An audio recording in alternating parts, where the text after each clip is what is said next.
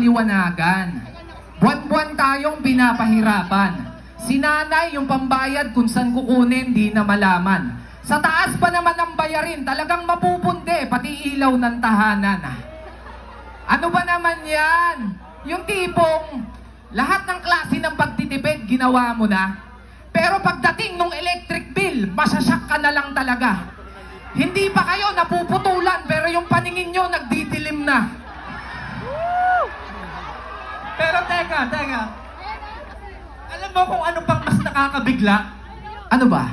Yung wala namang ulan pero may baha. Ha? Di ba may flood control na ginawa? O ba't parang ang dami pa rin nasasalanta? Baka malinis naman yung intention, baka basura talaga yung problema. Baka may pinasulang problema. Ang problema, kung mananatili tayo sa bulok na sistema, Anumang linis nyo sa basura, hanggat nandun sila't nakatenga, mawala man niyang baha, mananatili kayong lubog sa problema. Time!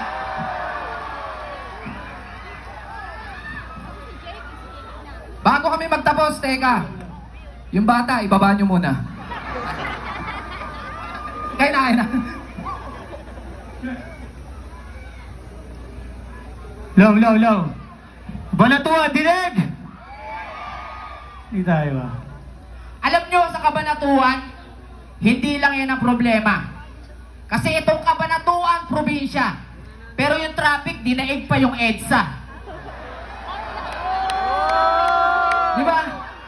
Paano ba naman isipin nyo? Yung matagal nang sirang kalsada, hindi mabuo. Yung buong kalsada, sinisira. Talagang matatraffic ka dyan, pare.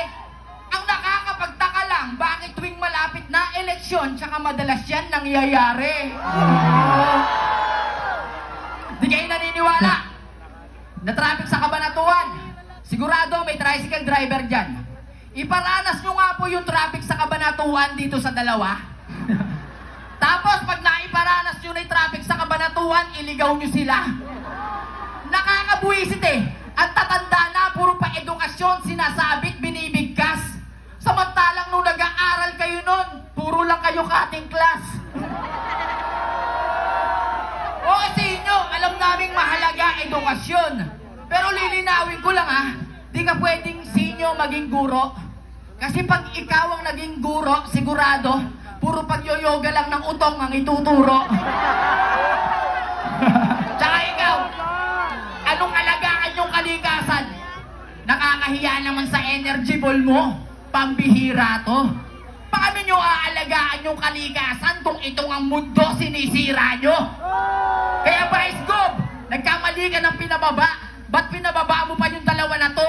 Wala naman niyang magandang sasabihin sa atin. Di namin kailangan bumaba yung dalawa na to. Ang kailangan namin bumaba yung sobrang taas ng singil ng kuryente sa amin. Yo!